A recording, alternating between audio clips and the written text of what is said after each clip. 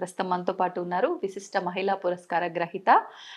ముఖ్యంగా మనందరం కూడా ప్రస్తుత రోజులలో నవ్వటం మంచి యోగం అని చెప్పి అనుకుంటున్నాం, కానీ నవ్వలేకపోతున్నాము. ఉన్న ఈ పరిస్థితులను బట్టి స్ట్రెస్సే కావచ్చు, ఎన్నో విధాలుగా. ముఖ్యంగా ఆ నవ్వుకు సంబంధించి, హాస్య రసానికి సంబంధించి కూడా పిహెచ్డి గోల్డ్ మెడలిస్ట్ వారు, అదేవిధంగా ఆధ్యాత్మికవేత్త కూడా. ముఖ్యంగా ఉస్మానియాలో రిటైర్డ్ ప్రొఫెసర్. తను నాతో పాటు ఉన్నారు. అమ్మ, ఇప్పుడు అమ్మ గురించి ఎంత చెప్పినా తక్కువేలేండి.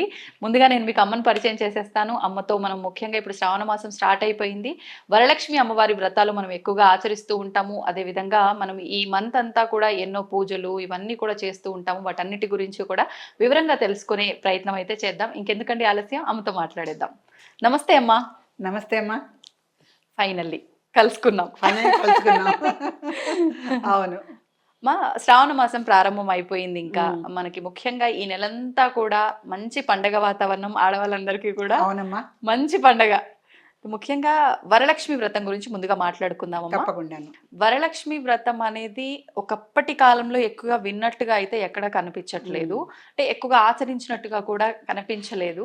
ఈ మధ్య కాలంలో ఒకరిని చూసి ఒకరు ఆచరిస్తున్నారా, లేదు అంటే వాళ్ళకి నిజంగా సాంప్రదాయం ఉండి ఆచరిస్తున్నారా అనేది కొంచెం ప్రశ్నార్థకంగా ఉంది. అసలు ఎప్పటి నుంచి ఆచరిస్తున్నారమ్మా వరలక్ష్మి వ్రతం? అంటే విజిత, మీరు చెప్పినట్టు ఇప్పుడు వరలక్ష్మి వ్రతం అనేది కొంచెం ప్రాంతీయత ఉన్నది. దీనికి కొన్ని ప్రాంతాల వాళ్ళే చేసుకుంటారు. కాకపోతే ఏ ప్రాంతాల వాళ్ళు చేసుకున్నా వరలక్ష్మి వ్రతం యొక్క మొదలు అంటే అసలు ఆరిజిన్, దాని పుట్టుక ఎక్కడ మొదలైంది అంటే మనం పాత పంచాంగాలు కానీ లేకపోతే ప్రస్తుతం వస్తున్న పంచాంగాల్లో కూడా సృష్ట్యాది గతాబ్దం అని వస్తుంది. దాంట్లో ఒకటి సృష్ట్యాది గతాబ్దం అనే సంస్కృత పదం ఒకటి కనిపిస్తుంది పంచాంగంలో. అంటే ఏంటంటే సృష్టి మొదలైన తర్వాత ఎన్ని వేల సంవత్సరాలు పూర్తయినాయో అప్పటి నుంచి ఉంది సృష్ట్యాది గతాబ్దం. సృష్టి మొదలు పెట్టాక ఎన్ని అబ్ది అంటే సంస్కృత, అదే ఒక సంవత్సరం గత వెళ్ళిపోయినాయి. అంటే మొట్టమొదటి సృష్టి మొదలైన మొదలు గడిచిన సంవత్సరాలు ఎన్ని అని చూసుకుంటే కొంత పంచాంగం ప్రకారం మనం చెప్పుకుంటే 196 కోట్ల సంవత్సరాల నుంచి వరలక్ష్మి వ్రతం ఆచరిస్తున్నారు. అంటే ఇది నమ్మశక్యంగా ఉండదు. ఎందుకు అంటే ఇది పార్వతీదేవి పాపం ఎప్పుడు స్త్రీ పక్షపాతి. ఆవిడేమడుగుతుంది, నాథ ఏదన్నా స్త్రీలకు వ్రతం చెప్పండి, మా స్త్రీలందరూ కొంచెం శుభంగా సంతోషంగా ఉండటానికని శివుడిని ఎప్పుడు ప్రశ్నిస్తూ ఉంటుంది. మరి శివుడు పార్వతి ఏ కాలం వాళ్ళు? అప్పుడే సృష్ట్యాది గతాబ్దం అనే దాన్ని మనం సమర్థించుకోవచ్చు. శివుడికి పార్వతికి సృష్టి ఏముంది, సంహారం ఏముంది, వాళ్ళు ఎప్పుడు ఉంటారు. ఎందుకంటే లలితా శాస్త్రంలో పూర్వజ అని ఒక నామం వస్తుంది. సృష్టికి పూర్వం నుంచి ఉన్నారు వీళ్ళు. అందుకని అన్ని కోట్ల సంవత్సరాల నుంచి వరలక్ష్మి వ్రతం పార్వతీదేవి చారుమతి అనే ఒక స్త్రీకి, కుండిన నగరంలో ఉన్న పార్వతీదేవికి ఈ వరలక్ష్మి వ్రతం ఎలా చేసుకోవాలి అనేది మొత్తం ఆవిడ ఆ పూజా విధానం అంతా ఆవిడకి వివరించింది. ఎప్పుడు చేసుకోవాలి చారుమతి అనే ఒక స్త్రీకి. ఆవిడ కుండిన నగరంలో ఉండింది. ఆవిడ మొత్తము పూజా విధానం అంతా కూడా చెప్పి ఈ శ్రావణ మాసంలో వచ్చే పౌర్ణమికి ముందు శుక్రవారం చేసుకోమని చెప్పింది. అది ఎన్నోవ వారమైనా అంటే సాధారణంగా శ్రావణం వచ్చిన తర్వాత మొదటి శుక్రవారం కాక అంటే మనకి 15 రోజులకు పౌర్ణమి వస్తుందిగా, మొదటి వారంలో ఒక శుక్రవారం వచ్చేస్తుంది. 15వ తారీఖు అంటే 15 రోజులకు పౌర్ణమి అమావాస్య వస్తుంది కనుక ఆ మొదటి పక్షంలో వచ్చే రెండో శుక్రవారం అంటే ఆ శుక్రవారం రెండో శుక్రవారం అవుతుంది సాధారణంగా. అందుకని ఓవరాల్ గా కన్ఫ్యూజన్ లేకుండా పార్వతీదేవి కూడా ఒక స్టాండర్డ్ చెప్పేసింది. అంతే, ముందు పౌర్ణమికి ముందర వచ్చే శుక్రవారం అది ఎప్పుడైనా అవనివ్వండి అని చెప్పింది. సో ఈ రకంగా ఆవిడ మనకి పూజా విధానము సమయం కూడా చెప్పేసింది. అమ్మ, ఒక డౌట్, ఇప్పుడు అష్టలక్ష్ములు అంటాము కానీ అమ్మవారి నామం అక్కడెక్కడ వినట్లేదు మనము. వరలక్ష్మి అమ్మవారు అంటే ఎవరు? వరలక్ష్మి అమ్మవారు అంటే వరాలు ఇచ్చే అమ్మవారు. అష్టలక్ష్ములు ఏదో ఒకే ఫీల్డ్, అంటే విద్య, సంతానము, వివాహము, ఇట్లా రకరకాలుగా ఉంటారు. అంటే అష్టలక్ష్ములు అష్ట విధాలైనటువంటి రంగాలలో వాళ్ళు విద్య కోరే వాళ్ళకి విద్య, సంతానం కోరే వాళ్ళకి సంతానం అట్లా ఇస్తారు. ఈ అమ్మ వరలక్ష్మి ఏ వరం కావాలంటే అది ఇస్తుంది. అందుకని ఈవిడ వరలక్ష్మి, వరాలు ఇచ్చే తల్లి కనుక వరలక్ష్మి. ఇప్పుడు ప్రస్తుత రోజుల్లో అందరికీ కోరికలు అన్ని, అంటే ఇప్పుడు ప్రస్తుతం కోరికలు డబ్బు లేనిదే మనిషి జీవితం చాలా కష్టమైపోయింది. అందుకని వరాలు అడగకుండా ఎలా ఉంటారు పాపం. అందులో స్త్రీలకు సమస్యలు ఎక్కువ ఉంటాయి కదా, వాళ్ళు ఏదో ఒక వరం అమ్మవారిని అడుగుతూనే ఉంటారు.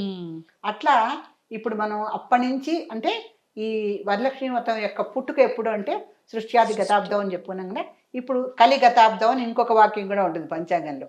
మళ్ళీ కలిలో వచ్చినటువంటి సంవత్సరాలు ఎన్ని గడిచిపోయినాయి అంటే ఇప్పుడు కలి యుగం వచ్చేసి 5065 సంవత్సరాలు అయిందంటారు. అంటే ఇవి ఒక్కొక్క దీనికి కొంచెం సంఖ్య తేడా ఉంటుంది. 5000 సంవత్సరాలు అయితే ఖచ్చితంగా 65 సంవత్సరాలు అవ్వచ్చు, 66 అవ్వచ్చు, 64 అవ్వచ్చు. ఇంచుమించుగా లెక్కల ప్రకారం చూస్తే 5000 సంవత్సరాల తర్వాత మాటే. అప్పటి నుంచి కూడా కలియుగంలో అందరి స్త్రీలు దీన్ని ఆచరిస్తున్నారు. ఈ పూజా విధానం కానీ, అమ్మవారు చెప్పినటువంటి పౌర్ణమి ముందర వచ్చే శుక్రవారం కానీ అందరూ కూడా చక్కగా ఈ వరలక్ష్మి వ్రతం చేసుకుంటూనే ఉన్నారు. అదమ్మా. అంటే సుమంగళి స్త్రీలు మాత్రమే ఆచరించాలమ్మా ఈ వరలక్ష్మి వ్రతాన్ని? సుమంగళిత్వం కోసం ఆచరించాలి. సుమంగళిత్వం కోసం ఆచరించాలి. అమ్మ, ఇంతకీ ఈ పూజా విధానం అంటే మనం అనుకున్నాం సుమంగళిత్వం కోసం చేసే పూజా విధానమే వరలక్ష్మి వ్రతం. అంటే మంచి హస్బెండ్ రావాలి అనుకున్న పెళ్లి కానీ అమ్మాయిలు కూడా ఆచరిస్తే నిజంగా మంచి చేసుకుంటారు. తల్లిదండ్రులు చేస్తున్నప్పుడు పిల్లల్ని కూడా కూర్చోబెట్టారు వరలక్ష్మి వ్రతానికి. వాళ్ళకు కూడా తోరం కడతారు. 9 పోగుల తోరం ఒకటి కట్టుకుంటాం కదా, వాళ్ళకు కూడా కడతారు. ఇప్పుడు ఈ 9 పోగుల తోరం యొక్క విశేషం ఏంటమ్మా ప్రత్యేకించి ఈ వ్రతానికి? పూజా విధానం సింపుల్ గా చెప్పేసుకున్నాము. పూజా విధానం ఏంటంటే మనం కలశం పెట్టుకుంటాం కదా, కలశంలో కొబ్బరికాయ పెట్టి వరలక్ష్మీదేవిని మంచిగా అలంకరించుకుంటాం. తర్వాత సంకల్పం చెప్పుకుంటాం. సంకల్పం అంటే తిథి వార నక్షత్ర కరణ యోగాలు. ఇవాళ తిథి ఏంటి, నక్షత్రం ఏముంది, వారం ఏముంది, ఏ మాసంలో చేస్తున్నాం అంటే శ్రావణ మాసే శుక్లపక్షే పౌర్ణమ్యాం శుక్రవారసరే అంటే పౌర్ణమి అంటే శుక్రవారంలో వచ్చే తిథి, పౌర్ణమి ముందర వచ్చేటువంటి శుక్రవారం. ఇవన్నీ మనం చెప్పేసుకొని మన గోత్రనామాలతో చెప్పుకుంటాం. పెళ్ళైన వాళ్ళేమో హస్బెండ్ తో సహా చెప్పుకుంటారు. చెప్పుకొని ఆ సంకల్పం చెప్పుకున్న తర్వాత అమ్మవారికి మామూలుగా అన్ని అంటే వరలక్ష్మీదేవిని ఎప్పుడు అందంగా అలంకరించడం మన సంప్రదాయం. మంచిగా అమ్మవారికి చక్కటి ఆ మొగలి పువ్వుల రేకులతో జడ వేస్తారు. మొగలి పువ్వుల జడ వేస్తారు. మంచి నెక్లెస్లు, అవి మంచి వజ్రాల నెక్లెస్. ఆవిడ తెలుపు రంగు ఇష్టం ఎక్కువగా, అందుకని అవన్నీ బాగా అలంకరిస్తారు. వరలక్ష్మీదేవి అంటే చాలా అందమైన దేవత, ఆవిడ బాగా అలంకరిస్తారు. అలంకరించిన తర్వాత ఈ సంకల్పం చెప్పుకున్న తర్వాత ఆ సంకల్పం అయిపోయిన తర్వాత అమ్మవారిని అంగ పూజ అని ఒకటి చేస్తారు. ఇది చాలా ముఖ్యం అమ్మా విజిత. ఎట్లా అంటే అమ్మవారికి కింద గోళ అంటే నఖశిఖ పర్యంతం ఉంటాం కదా, గోళ దగ్గర నుంచి తల వరకు నఖశిఖ పర్యంతం పూజ చేసేటప్పుడు ఫస్ట్ ఏం చేస్తామంటే అమ్మవారికి ఒక నామం వస్తుంది, చెంచలాయన మహా పాదవు పూజయామి. ఫస్ట్ నామమే ఎంత జాగ్రత్తగా రాశారో చూడండి. లక్ష్మీదేవి ఎప్పుడు చెంచల, అంతే. ఒక నిమిషం మన దగ్గర ఉంటుంది, మనం బాగా కోటీశ్వరులం అయిపోతాం, ఆవిడ మన ఇంటి నుంచి వెళ్ళిపోతుంది, మళ్ళీ మొదటికి వచ్చేస్తాం, ఆ కోట్లన్నీ ఎట్టిపోతాయో తెలియదు. అందుకని లక్ష్మీదేవి ఎప్పుడు కూడా చెంచలాయన మహా పాదవ పూజయామి. ఆవిడ చెంచలం ఉంది కనుక కొంచెం జాగ్రత్తగా ఆవిడ పాదాలు పట్టుకొని నువ్వు చెంచలంగా ఉండకు, మా ఇంట్లో స్థిరంగా ఉండని చెప్పాలి ముందే. అట్లా ముందే చెప్పుకోవాలి. అంటే అంగ పూజలో ఒక చిన్నపాటి సంకేతం ఉంటుంది అనమాట. అమ్మవారి పాదాలు ఎప్పుడు గట్టిగా పట్టుకుంటేనే మన అనుకున్న వరాలన్నీ మనకి లభిస్తాయి. ఆవిడ పాదాలు గట్టిగా పట్టుకోవాలి. అందుకని అంగ పూజలో ముందు పాదాలు పట్టుకుని చెంచలాయన మహా పాదవ పూజయామి, తల్లి నువ్వు చెంచలంగా ఉండకు మాకు అని మనం చెప్తాం. తర్వాత అయినా ఆవిడ వెళ్ళదలుచుకుంటే వెళ్ళిపోతుందిగా, అందుకని చెంచలాయన మహా చెప్పారు. చపలాయన మహా జానుని పూజయామి అని రెండోది వస్తుంది. అంటే ఆవిడకి చపలత్వం ఎక్కువ. ఒక ఏడాది మనం బ్రహ్మాండంగా వెలిగిపోతూ ఉంటాం, ధనధాన్యాలు సుఖభోగ్యాలు అన్ని, అంటే ఆయురారోగ్య ఐశ్వర్య అభివృద్ధి వస్తు అని మనం దీవిస్తారు. అన్ని ఐశ్వర్యాలు వచ్చి హాయిగా ఉంటాం. ఏమవుతుందో తెలియదు, సడన్ గా మన వ్యాపారాలన్నీ పడిపోతాయి, మనం ఏదో ఉద్యోగాలు పోతాయి, నెక్స్ట్ ఇయర్ అంతా మనం భిక్షాధికారులు అయిపోతాం, లక్షాధికారులు కోటీశ్వరులు ఉన్నవాళ్ళే. అందుకనే ఆవిడ ఆ చంచలత్వము చపలత్వము లక్ష్మీదేవికి ఎక్కువని అంగ పూజలో మన వాళ్ళు రాసి పెట్టారు. అందుకని ఆవిడ గబగబా పాక్కుంటూ వెళ్ళిపోయిన కష్టమని జానుని పూజ అంటే మోకాళ్ళు. అమ్మవారు బాలాలీల వినోదిని కదా, అమ్మవారు బాలగా ఉంటుంది ముందు, తర్వాతే యుక్త వయసులో ఉండి మంచి వనవతిగా కనిపిస్తుంది మనకి. అందుకని ఆవిడ ఎక్కడ పాకి వెళ్ళిపోతుంది అని జానుని పూజయామి. ఆవిడ చపలత్వం ఉండకూడదని చెప్పేసి జానుని పూజయామి. అలా మనం పాదాలు, మోకాళ్ళు, నాభి, ఉదరము, కంఠము అన్ని మొత్తం పూజ చేసి ఇక్కడ సహస్రారం వరకు వస్తాం, అంటే తల వరకు వస్తాం. అక్కడికి వచ్చేసరికి అమ్మవారు స్థిరంగా శివపార్వతులు ఇద్దరు, సహస్రార చక్రం అంటే మనకి ఇక్కడ పైన ఉంటుంది తల, మనకున్న షట్చక్రాల్లో సహస్రార చక్రం ఇక్కడ ఉంటుంది. ఆ చక్రంలో శివపార్వతులు ఇద్దరు అమావాస్య లేని చంద్రుడితో ఎప్పుడు నిరంతరం వెన్నెల అమృత ధారలతో కురిపించే చోట్ల అక్కడ ఉంటుంది. అందుకని చివరికి శిరః పూజయామి అని మనం అంగ పూజలో తల మీద కూడా పువ్వులు అక్షతలు వేస్తాం చివరి. అంటే సంకల్పం చెప్పుకొని అంగ పూజ చేసుకున్న తర్వాత ఇంకా లక్ష్మీ అష్టోత్తరం చదువుకొని, అమ్మ వరలక్ష్మీ దేవత అని పేరుంది కానీ అమ్మవారికి లక్ష్మీ అష్టోత్తరమే చదువుతాం మనం. వరలక్ష్మి అని ప్రత్యేకించి ఏమి ఉండదు. వరములు ఇచ్చే లక్ష్మి కనుక ఆవిడ లక్ష్మీ దేవతే. ఓకే. లక్ష్మీ అష్టోత్తరం చదువుకొని తరువాత మనము విజితాను దారాలు తోరం గురించి అడిగా కదా, పూజ చేసుకున్న తర్వాత సాధారణంగా ఈ వరలక్ష్మి వ్రతానికి సంప్రదాయ ప్రకారం 3, 5, 7, 9 ఈ సంఖ్యల్లోనే నైవేద్యాలు పెడతారు. 3, 5, 7, 9. అవును. అలా మనం మన సమయాన్ని బట్టి, మన వీలుని బట్టి, వసతిని బట్టి 3 కూడా చేయొచ్చు. పిండి వంటలు ఏదో పరవాణము, కొంచెం 2 బజ్జీలు వేసుకొని ఇంత పులిహార కలుపుకొని కూడా. అంటే ఒక సంవత్సరం ఎన్నైతే చేస్తామో అదే కంటిన్యూ చేయాలా అమ్మా? లేదు వీలుని బట్టి మారుస్తూ ఉండొచ్చు? వీలుని బట్టి మారుస్తూ ఉండొచ్చు. ఇప్పుడు ఒక సంవత్సరం చేసినట్టు అదంటే మంగళగౌరి నోములకి ఆ నోము, ఆ నోముకి అలా ఉంటుంది. ఏ సంవత్సరం మొదలు పెట్టామో అలాగే చెయ్యాలి. గౌరీదేవిని కూడా కదల్చకూడదు అంటారు. ఇది వరలక్ష్మి వ్రతం కదా, శుక్రవారాలది. ఈ శుక్రవారం చేసుకునే వరలక్ష్మి వ్రతంలో 3, 5, 7, 9 పిండి వంటలు.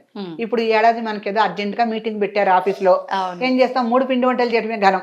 గబగబా అమ్మవారికి పూజ చేసుకొని, శుక్రవారాలు మనకేం సెలవు ఉండదు కదా. మన హిందూ మతంలో వచ్చేటువంటి పండగలకి మనకి సెలవులు ఇవ్వరు. అదొక దురదృష్టం మనకి. సో ఆ రకంగా ఆ రోజు 3 చేస్తాం.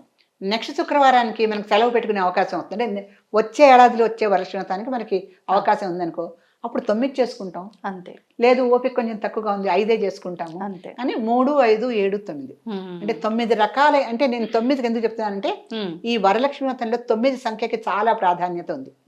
ఈ 9 పిండి వంటలు యథావిధిగా చేసి అమ్మవారికి మనం నివేదన చేస్తాం. అక్కడ ఈ నైవేద్యం అయింది. నైవేద్యం అయిపోయిన తర్వాత స్త్రీలందరూ కూడా చక్కగా అమ్మవారివి మంచి పాటలు పాడతారమ్మా.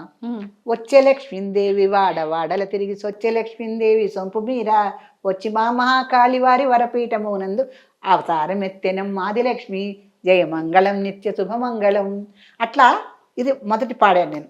అంటే మహాకాళిని ఎందుకు పాడానంటే అది మా పుట్టింటి వారి వంశం కనుక. ఎవరి వంశం ఏది ఉందో అది చెప్పుకోవచ్చు. మన అత్తగారి లెక్క మన వంశము అంటే ఇంటి పేరు మారుతుంది కదా, అలా మార్చుకోవచ్చు. ఇప్పుడు నేను కుప్పా విజయశ్రీని, కానీ నా అమ్మ వాళ్ళ పుట్టింటి వారిది మహాకాళి, అందుకని నాకు గబుక్కుని అది వచ్చింది. సో అంటే అమ్మవారు ఎట్లా అంటే మన వరపీఠం మీద వచ్చి కూర్చోమని మనం పిలుస్తాం అనమాట. ఇట్లా మంచి మంచిగా పాట పాడు. తెల్ల చీర గట్టి తెల్ల రవి కాతొడి తెల్ల నాకుల విడము చేతబూని అతివరో మన వద్దకు వచ్చి అతివరో ఇక్కడికి వచ్చి అతివరో మనకిప్పుడు సంపదిద్దామంటూ ఆనతిగా వచ్చెను ఆదిలక్ష్మి జయ మంగళం నిత్య శుభమంగళం.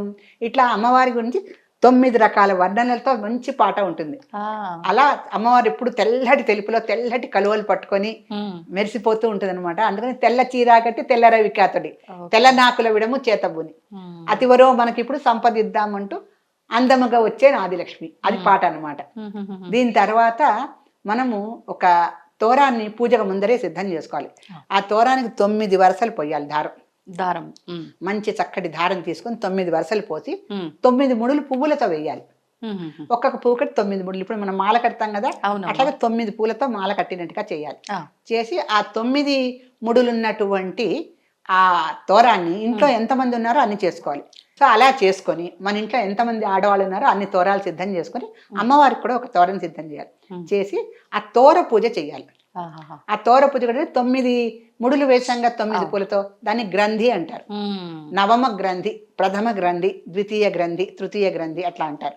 అని 9 గ్రంథులకి అంటే గౌరీం పూజయామి, ప్రథమ గంధం పూజయామి, గౌరీ నమః అట్లా, లేకపోతే పార్వతీ నమః ద్వితీయ గ్రంథి పూజయామి, అట్లా అన్ని గ్రంథులకి పూజ చేసి ఆ పూజ చేసిన తర్వాత అమ్మవారికి ఒక తోరను సమర్పించి ఆ తోరం మనం కూడా కట్టుకోవాలి. ఆ కట్టుకోవటం అనేది మన పూజా విధానంలో అంటే సౌనకాది ఋషులు చెప్తూ ఉంటారు కదా ఇప్పుడు మనకి. ఆ చెప్పేటప్పుడు ఆ భర్త తన చేతి మీదుగా తోరం తీసి భార్యకి ఇచ్చి కట్టాలట. భర్త కట్టాలట. సో ఆ రకంగా భర్త ఆ తోరం తీసుకొచ్చి భార్యకి కట్టడం వలన ఆమె సుమంగళిగా ఆనందంగా చక్కగా అంటే చక్కటి సంతానం చల్లని సంసారం అన్నట్టుగా అట్లా ఆవిడ హాయిగా తృప్తిగా మంచి ఇల్లాలిగా జీవితం గడుపుతుంది అనేటువంటిది ఒక నీతి ఈ కథలో. అంటే ఈ వరలక్ష్మి వ్రతం ఆచరించటం వలన స్త్రీకి ఎటువంటి సమస్యలు లేకుండా చక్కటి సుమంగళిత్వము చక్కటి సంసారము ఉంటుంది అని. కన్య పిల్లలు చేసుకుంటే వాళ్ళకి కూడా ఫ్యూచర్లో మంచి భర్త లభించి సుమంగళిత్వంతో జీవితం అంతా గడుపుతారు. అలా అని చెప్పి ఈ సుమంగళిత్వం లేని వాళ్ళకి చేసుకోకూడదని ఎక్కడా లేదమ్మా. స్త్రీల వ్రతం ఇది, స్త్రీల వ్రతం. కన్యపిల్లలు చేసుకోవచ్చు, వివాహితులు చేసుకోవచ్చు, వృద్ధులు చేసుకోవచ్చు, వితంతువులు కూడా చేసుకోవచ్చు. అవునా? ఎవ్వరు చేసుకోకూడదని లేదు. అంటే వ్రతాలు నోములు వాళ్ళు ఆచరించడానికి లేదు అంటారు కదమ్మా. అంటే ఇది లేదు అని చెప్పడం ఏంటంటే, మంగళ ద్రవ్యాలు అనేవి పసుపు, కుంకుమ, గంధము, పువ్వులు ఇవన్నీ చెప్తాం కదా. ఈ మంగళ ద్రవ్యాలు మన హిందూ ఆచారం ప్రకారం భర్త మరణానంతరం తీసేస్తారు కనుక అవును, మంగళ ద్రవ్యాలకి దూరంగా ఉండాలని పెట్టారు. ఓకే. అవన్నీ కూడా ఏంటంటే మనకి సంఘ సంస్కర్తలు చాలా మటుకు వచ్చి స్త్రీలను అలా హింసించకూడదు. వాళ్ళు పుట్టుకతోనే మంగళమూర్తులు. స్త్రీ పుట్టుకతోనే మంగళమూర్తి. పుట్టంగానే మనం నల్ల చాదు పెడతాం శిశువుకి, అప్పటి నుంచి తర్వాత ఎర్ర చాదు పెడతాం కొంచెం పెద్దవాళ్ళు అయ్యాక. అంతే. పుట్టుకతో వచ్చిన మంగళ ద్రవ్యాలని మధ్యలో తీసేయటం అనవసరం అని చెప్పి ఒక రకమైనటువంటి అభిప్రాయానికి అందరూ వచ్చారు. దాన్ని ఆచరిస్తున్నారు కూడా ఇప్పుడు. అందుకని చేసుకోవడంలో తప్పు లేదు, చేసుకోకపోతే ఇది వాళ్ళ ఇష్టం. అంతే. చేసుకోవడంలో తప్పు ఉందని మాత్రం మనం చెప్పాలి. స్త్రీ పుట్టుకతోనే మంగళమూర్తి, ఆవిడ మంగళ గౌరి పుట్టంగానే. అందుకని చేసి సర్వమంగళ మాంగళ్యే శివే సర్వార్థ సాధకే శరణ్యే త్రయంబకే దేవి నారాయణి నమోస్తుతే. సర్వమంగళ ఆవిడ అంటే అన్ని చోట్ల ఉన్నట్టేగా మరి. అందుకని స్త్రీ పుట్టుకతోనే సర్వమంగళాదేవిగా ఉంది కనుక మనము బలాని వాళ్ళు చేసుకోకూడదని మనం ఎప్పుడు మన తరపు నుంచి మనం చెప్పకూడదు. ఎవరికైనా ఆచారాలు సంప్రదాయాలు ఉంటే వాళ్ళ ఇష్టం అది. చేసుకునే వాళ్ళని మనం తప్పు పట్టాం, చేసుకోని వాళ్ళని ఏమీ అనం, వాళ్ళ ఇష్టం అది. అయితే స్త్రీలందరూ ఆచరించే వ్రతం వరలక్ష్మి వ్రతం.